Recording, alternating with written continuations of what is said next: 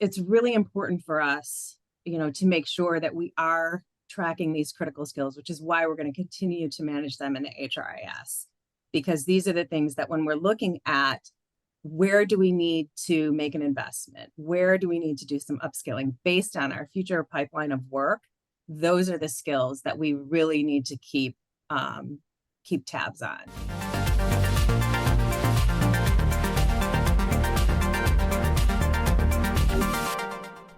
Hi everyone, welcome back to the HR Leaders Podcast. On today's episode, I'm joined by Cari Bohley, who's the Vice President of Talent Management at Peraton. During the episode, Cari shares how Peraton are using a human-centric, AI-assisted talent marketplace to upskill and reskill their 17,000 employees, build a diverse talent pipeline, and source hard-to-find talent. As always, before we jump into the video, make sure you hit the subscribe button, turn on the notification bell, and follow on your favorite podcast platform. With that being said, let's jump in. Welcome to the show, Cari. How are you? I'm well, thanks. How are you, Chris? I'm good. It's funny, when we first spoke a minute ago, I was like, haven't we already done a podcast? And it's because our last conversation was so fun and so long that I thought you had a podcast. I know. It's crazy. Yeah. We should just hit record next time and make our lives a lot easier. But anyway, how you been? Always record our conversations. We should. Yeah, we could do a whole series of our podcasts. How you been anyway? How are things? Things are going really well. I mean, it's a busy time here, and the work that we're doing is really exciting. So things are moving right along. Nice. Before we jump in, tell everyone a little bit more about you personally, Sure. and also a little bit about Peraton if they're not aware of the company, as well. Sure. Yeah. So Peraton is we're a government services contractor, headquartered in Reston, Virginia. And so basically what that means is that almost all of the work we do is exclusively for the U.S. federal government, helping them with systems integration and identifying new technology and basically working with our government customers to help them solve some of their biggest challenges. And I've been with Peraton for about a year and a half now, and I've spent the bulk of my career working in HR and learning and development, talent development, in this industry. I had a brief stint outside of the industry in the financial industry, but for the most part, I've been working on the government services side for many years. Does that in itself present some unique challenges? I'm just wondering. There's a lot of unique challenges, but I think if any of my peers are listening in from other companies like ours, they'll recognize that there's a lot of unique challenges working in this industry, because all of our employees, except for those of us that are in some of the functional areas, all of our employees are directly billable to a customer. So if they're not billing to a customer, then we're not earning revenue. And so we have to be really thoughtful about how we plan when we pull people away from their customer sites to help them with their career development, with training, anything that's going to have an impact on their billability and their utilization.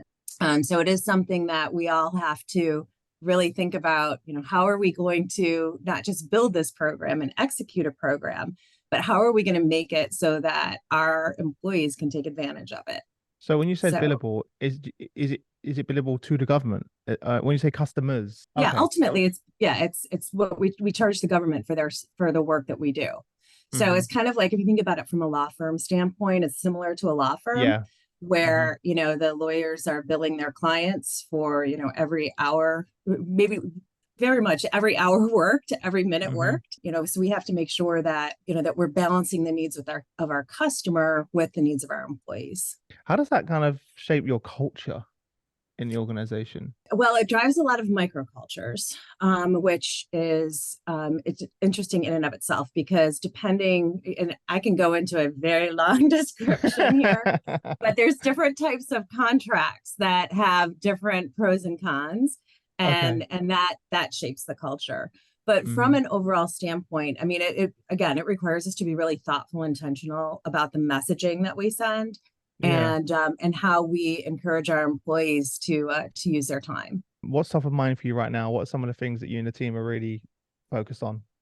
Yeah, I would say career development is probably the biggest program that we're working on right now. we did an engagement survey last summer. There were two, it's really funny because there were two things, from my standpoint anyway, that really stood out for me.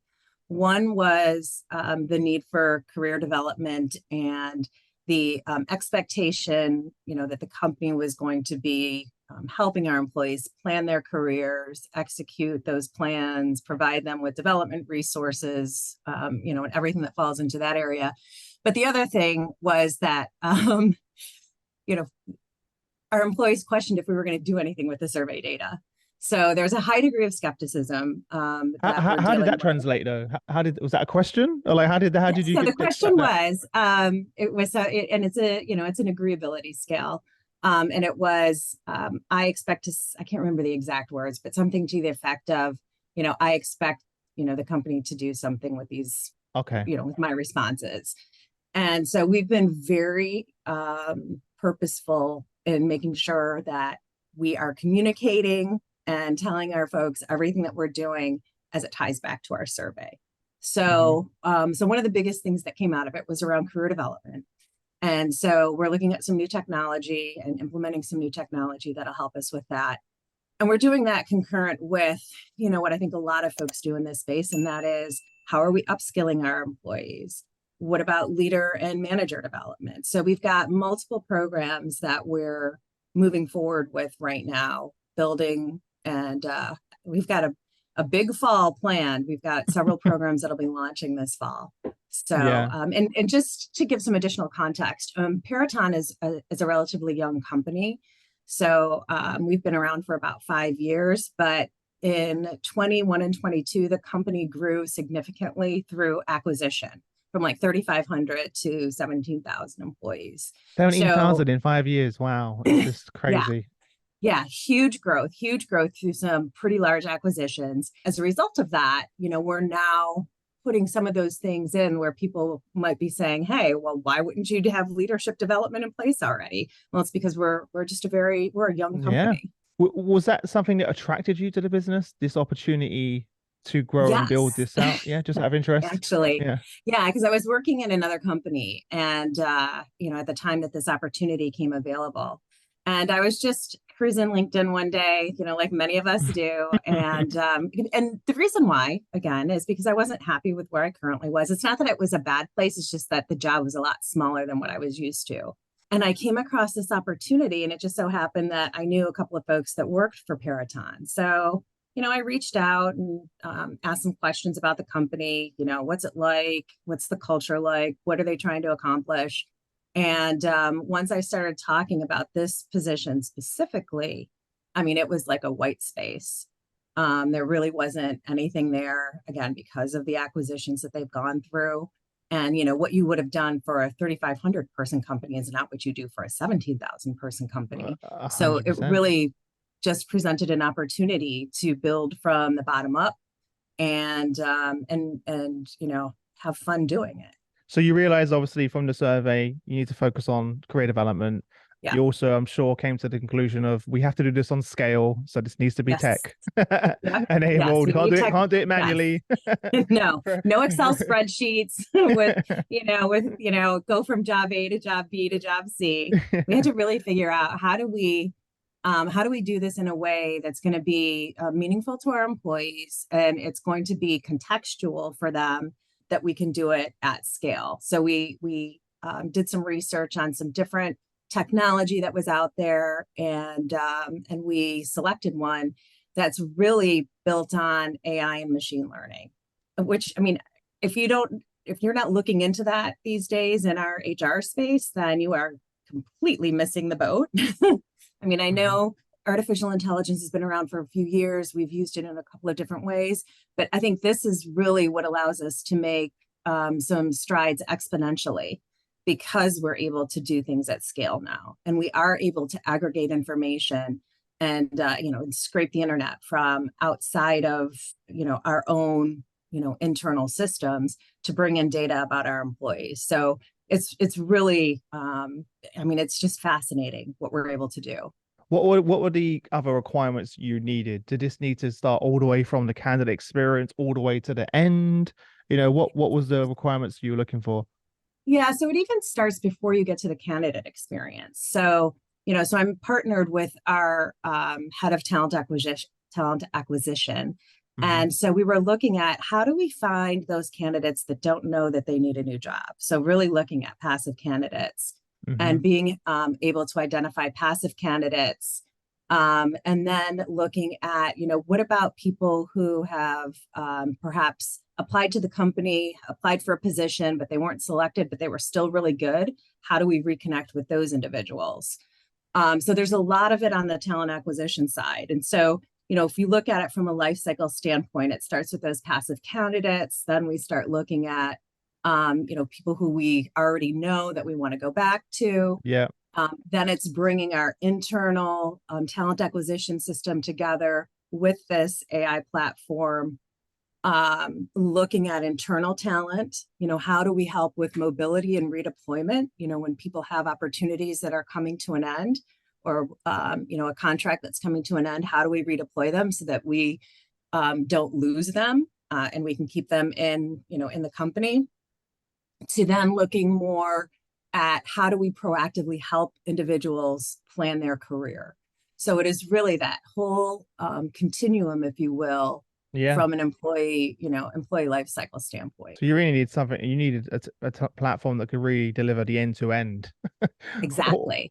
all the way through, and then I'm assuming then create a talent marketplace of sorts. Exactly. Yep. So there's a talent Um, marketplace, and and like there's a number of different platforms that are out in the space, but it sits on top of your HRIS, it sits on top of your talent acquisition system, your mhm. learning management system, LinkedIn, and GitHub, other tools like that, And and it connects them it all together. collects them all. Mm, Yep. Yeah. So then mhm. we have much more information about our employees than what they've told us themselves. Very exciting. When you went out to the marketplace and looked at the different vendors, because the reason I'm asking this question for our audience, it's a minefield. I'm sure you realize there's so Right. many product solutions. They're popping out every day. They all claim to solve Yeah. everything for you. Yes, exactly. What advice would you give to people listening, of what are the type of questions you are asking? So I needed to look at it from two different perspectives, because, there are tools that lead from a talent acquisition standpoint, like the ones that we're working with, and then there's tools that lead from an existing employee standpoint.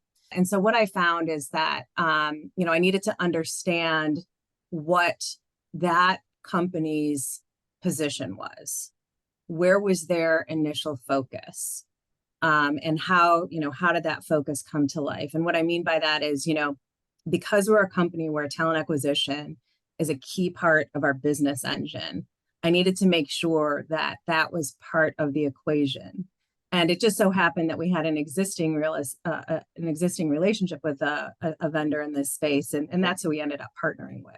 But when I talked to other vendors, they led from the talent marketplace and the career development standpoint. And so that was the strength in their tool. And that's great, but I needed more than that. So I really wanted to, so one thing, my advice is, you really have to be clear on what your company's, what's important to your company. If you've got the type of organization where, you're trying to enable career mobility and career development, and that's all you're concerned about, from your perspective, then there's a suite of tools out there that does that. If you are looking at it like I am from a more broad standpoint, then you've got to really start to figure out, which vendors can play in both spaces. And then from there, is it also, I'm sure the user experience element, I'm sure is massive. Well, yeah, In the user terms of- interface, the employee experience, right. And so that's some of Yeah. the things that we're trying to work through now, because, Okay. we have our HRIS, which is our source of truth about our employees, Hmm. because that's the information that they gave us. And so how do we create an experience where, well, do they update it in the HRIS, or do they Yeah, update it yeah. in the career development platform? And what does that feel like? So we're doing a pilot this summer, and that'll help us learn if the way that we've built it is It's gonna going to work. work, or do we Yeah. need to go back and maybe tweak some things? I'm assuming you're asking them to do it in the new platform, right? So you have one source of one Yes. place of, yeah, Yeah. yeah. So there's different, it's interesting because we have critical skills we store in our skills that are critical to us, we store in our HRIS.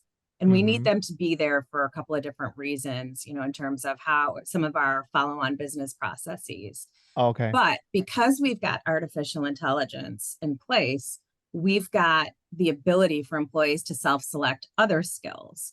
So the platform surfaces, a variety of skills for them that they can say, oh yeah, I can do that. I can do that. I can do that. Like nudge it to them, kind of nudges. Yes, it does. Yep. It says, if you have this skill, if you have, if you are a data scientist, then you probably have, Python X, Y, Z. or Yeah. analytics or something like that. Yeah. So it does help employees further build out their profile. The other thing that I would say is it's really important for us, to make sure that we are tracking these critical skills, which is why we're going to continue to manage them in the HRIS, because these are the things that when we're looking at where do we need to make an investment, where do we need to do some upskilling based on our future pipeline of work, those are the skills that we really need to keep tabs on. So, so there will be some interplay between the two systems, but I think for the most part, it's it's something that will help us help our employees. And the other thing, it takes away the burden, if you will, of an employee having to go in and manually update all of their information. In terms of what their career experiences have been and in terms of what their skill sets are and what their aspirations are. Because now, you've got this platform pulling all of this together. It's a matter of going in and just clicking on things as opposed to having to start from scratch and, writing an employee profile for themselves. It's kind of creating that LinkedIn experience when you build your profile there. It makes it a lot easier, right? It kind of pops up, you see some different skills, you select those, it kind of shows some more skills that are relevant to you. And it's very easy, which is why everyone doesn't mind creating a LinkedIn profile, right? You feel empowered. Right, because it's easy. Yeah, you're empowering your employees to take charge of their own career in that sense. And that's part of the scalability piece too, because now they've got some self-service, because it's going to bring in things like, if you're an analyst level 1, here's how other analysts level 1s have moved through the organization. Oh, and here's some open positions that we have, so that if you are ready to move, here are some things that you might be well suited for based on what their background and experience has been. A particular population, the pilot, or for everyone? How does it work? Yeah, no, we're going to do a 6-week pilot, and we need about 200 people in the pilot. Relative to the size of the company, it's pretty small, but it's pretty large to manage. So we've got a couple of our business units that have been asking us, when is it going to be ready? When is it going to be ready? So they've self-nominated to be our pilot audiences. Oh, nice. Okay. Because they've expressed a desire to be early adopters. So, I'm not going to try to force people into it. We've got a couple of leaders who've said, yeah, I'd love for my team to be part of this. So we're going to work with them and use them to help us, figure out, is this working the way that we expected it to? And what's your experience like? Yeah. Because we can only put ourselves in somebody's shoes for so long before we're too close to it. I know it's obviously going to be completely fleshed out during the pilot, but what are the particular elements of the pilot that you're testing? I'm sure you have some specific. Yeah. So, that's a really interesting point, because we've been talking about that a lot lately as we were getting ready for the pilot. Not everybody's going to be on a journey where they're ready to make a career move. Exactly. Yeah. Especially in 6 weeks. So how do you test it? So we have a couple of different things that we're looking at. So first of all, we've got a redeployment program for employees whose contracts are ending. So we're going to fold them into the pilot, because those are the ones that are looking for near-term opportunities. For the other, couple hundred people that'll be involved in the pilot, it's more around usability, meeting expectations. So you said that you wanted career development, and we know that people are coming into the organization or coming into this with different biases based on what they've experienced with other companies and how other companies have done career development. This is very different. A lot of people are looking at it from the standpoint like, well, at my old company, we had this chart that showed us, every role with every skill, with, every experience and all of these different requirements. And that's not how modern technology works. So we want to hear back on, so we know you want a career development and we're training you how to use this platform. How does this reshape what your expectations are now that you've seen that there's a different way to do career development than what you're used to? So that's going to be a lot of it. And are you finding the information that you're looking for? Does the information that's being surfaced to you make sense? Or does it not seem like you're not sure how you would have been identified for, a position that's been surfaced to you? So it's really looking at it from an experience standpoint. And then, our ROI is really going to be looking at, long-term when we go with a broader enterprise-wide launch is really going to be looking at retention. It's going to be looking at retention. It's going to be looking at career movement within the organization. And do we see an uptick in that? What are our survey responses when we do our engagement survey again in January? So it's really looking at all of those things from is this investment actually helping the organization? Amazing. Really exciting. What does this mean for you and the team is. and the work that you do? Because I'm sure there's a lot of manual work happening right now because you don't have something like this. So how's that going to change? No, I mean, there's a lot of, okay, there's not a lot of manual work because we're just not doing it. Or it's happening in pockets. When people come to us, we'll work with them. But, I have a team. I have a very small team. I've got myself and 3 other people. There is no way that we can provide, even if we just worked with our HR business partners, that we could provide the type of information that these types of platforms can provide for people when they're ready for it. I think it's gonna make our lives easier in the sense that we now can direct people where to go. We can help move them along with it, but I think we have to be careful because it could be overwhelming for a lot of people. So we're doing functionality releases in a phased approach. So phase 1 is going to be really looking at what jobs we're pulling in from our TA tool, the profile that's created for the employee, and the integration with our learning management system. In phase 2, there's a lot more that we can turn on. We can turn on, gigs, for example. We can turn on matching like people together. Based on their employee experiences or based on their affinity groups or based on, a number of different dimensions. But it's like, we can't do that yet. We can't take that on. We can't your poor team. You're going to be. Yeah, exactly. The funny thing is, though, I mean, not funny. It's not funny at all. But a lot of the times you only find out about we're only brought into the conversation when these people are already leaving.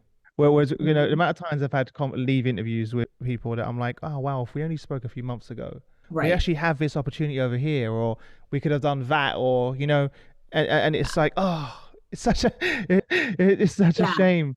So that's where the real win is going to be, because right now we're doing a lot of that, through informal networking where we've got, our program managers are like, hey, does anyone know anybody that can do XYZ?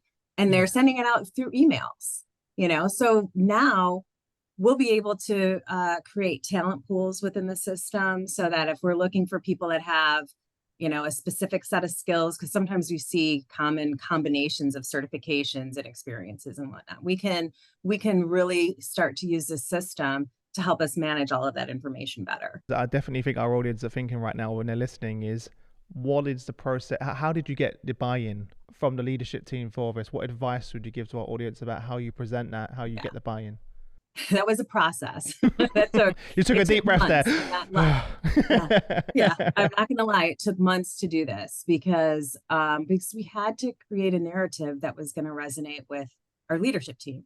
Like, we all knew in our gut that this was the right thing to do. We knew that we can improve a return on investment. We knew that it would impact our retention. It would help our time to fill. It would help us fill more roles internally. And so we started capturing all of those metrics. Like, okay, at the end of the day, what could we say that we have accomplished by implementing this platform, by making this investment? And so when you started putting, numbers, and we were really conservative in the estimates of savings and, retention and things like that, because, it's easy to apply a formula to everything and then it just sounds, too good to be true. And it probably is. So we were really conservative in how we put together the return on investment model so that we could, talk about things like, for example, reducing severance, because now we'll be able to redeploy. We know we won't be able to do that 100% of the time, but we think we'll be able to do it, at least half the time. So, so looking at, what we're spending there, looking at the reduction of turnover, again, being really conservative in what we think the reduction would be and what that amounts to from a revenue standpoint.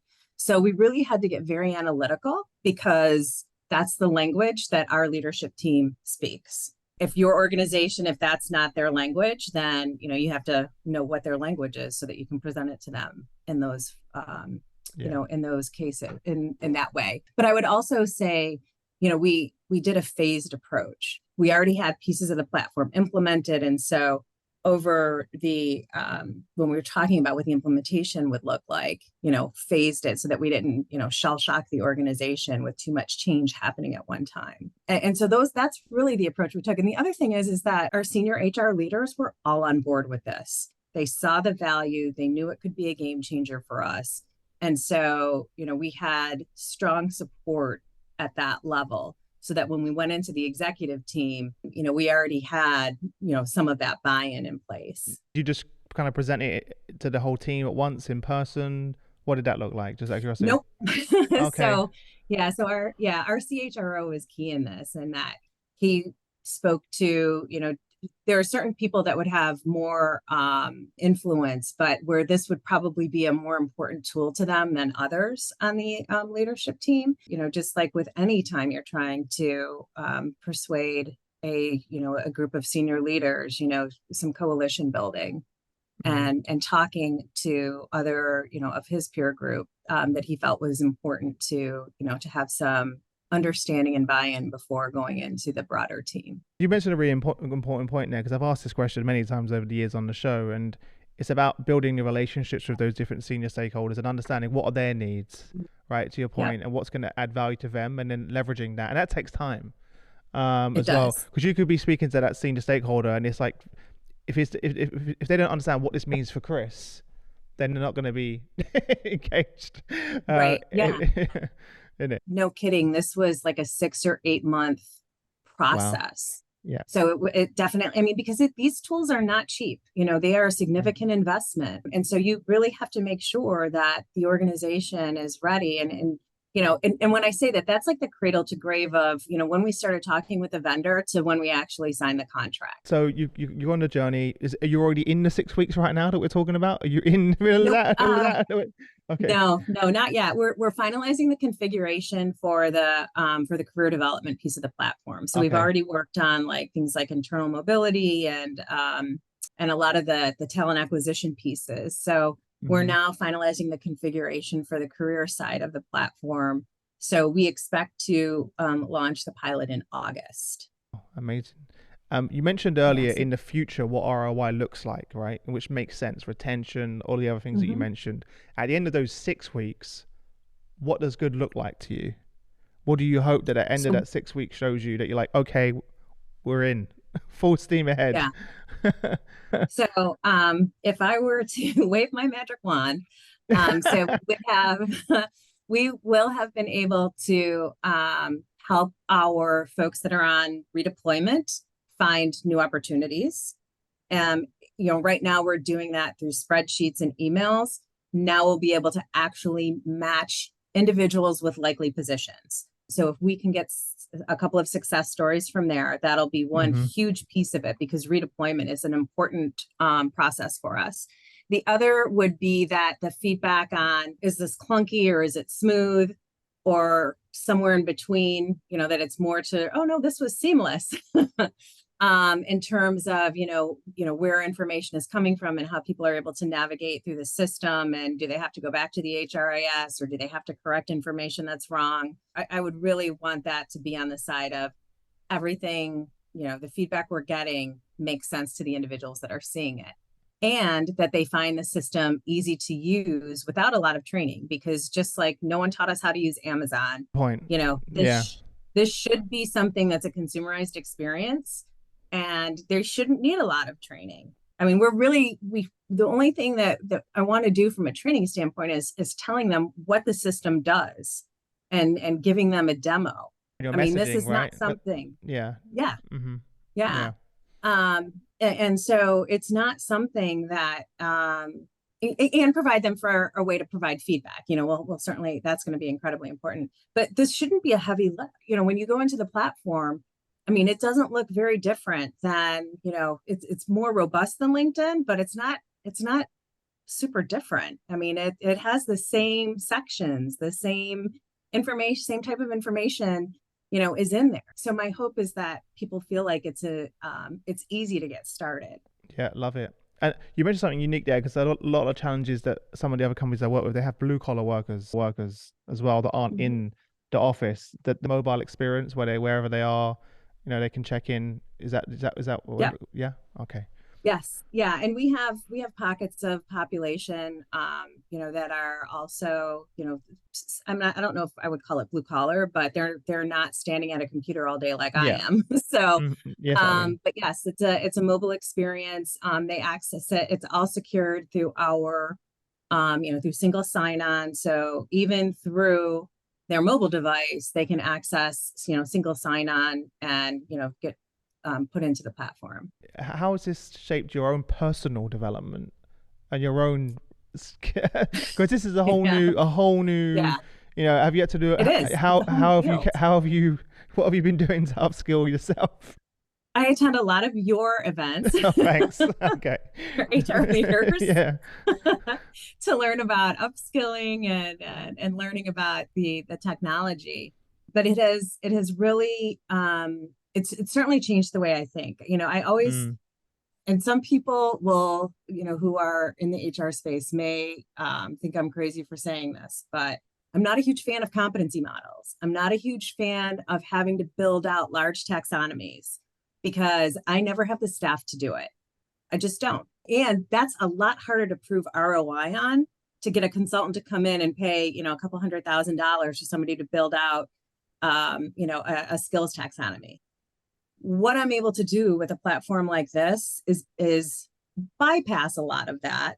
It's not the same as having a competency model. It's different, but it's forcing us to look at how do we measure competency and proficiently differently than what we've done before. And we haven't solved for that yet. Right now, we're trying to answer the mail on how do we help our employees achieve what success looks like for them in their career. But this, I have to go back and look at what do we do, because we don't have some of these things in place, and I don't have the capacity to build it out, and it'll be a hard sell to get that type of investment for something like models and taxonomies. So it's reshaping what I think we need to do for the organization to account for how do we know who is really strong in certain areas. And I think what it means is that we do it with a smaller population, on more specific types of skill sets, like leadership, for example. yeah. One other thing I was thinking about while you were saying that is it also, and you tell me whether you feel like you agree, it's more inclusive, It is. more opportunities, right? Absolutely. It's not just that I know so and so, they get the job. Right. Yeah. You And so know? like many companies, we've got people that are all over the place now. I mean, they're Mhm. most of them are within the continental US, but we've got a lot of people who are, in a location where they're the only one there. And so their opportunity to network is sometimes limited. And Mhm. so absolutely, on the inclusivity piece, is now they don't have to know somebody somebody back at headquarters in order to get ahead. They have the same information presented to them that somebody who Love sits it. next to me in our headquarters office has. So important. Yeah, it's such an Yes. important thing, right? That kind of probably is overlooked in many cases Yeah. as well. Because Yeah. as much as companies say, "Oh, we're inclusive," etc., it's still a lot of the it's easier for that leader to hire someone they know they've worked with Right. before. They're in the network, right? It's Yeah. just easy friction to make that happen. Yeah, exactly. Yeah. So, The so the problem that we have, and I'm sure other companies have this problem too, is that we keep going back to the same people. yeah, and yeah. they're going to be tapped out. Really excited for you, honestly, that you're on this journey as well. Like I can see like how even you just sharing it with now how energized you are. Like Yeah. we're talking about it, the possibilities, and I, d- I think this is also going to have a fundamental shift on your culture moving I hope forward. so. Mm. Yeah, and in our engagement survey, we got people that were really hot, really cold on the company and on the culture. I mean, you can't make everybody happy, but I think what this is really going to do is it's going to show our employees that we are committed to them. Yeah, We're committed to their success, because their success is our success. I mean, we can't do it without our employees.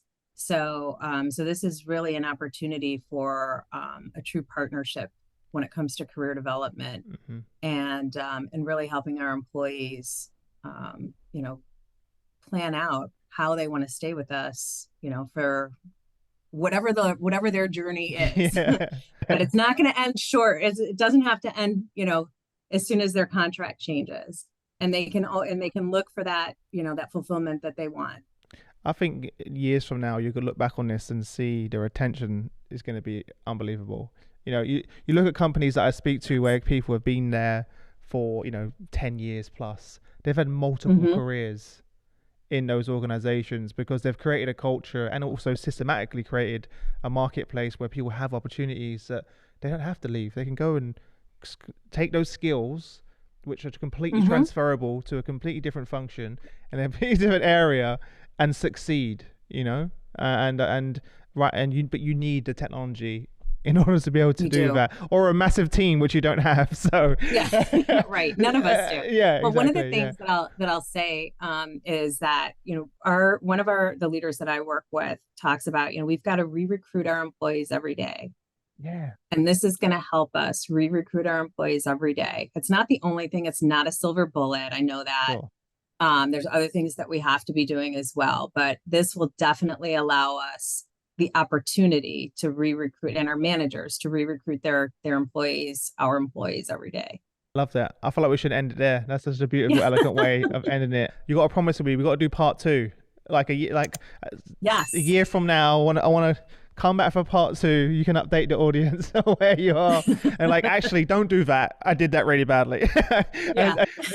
Let me tell you what not to do. Let me tell you what to do. But until then, we wish you all the best. I appreciate you coming on the show, and we'll stay in touch.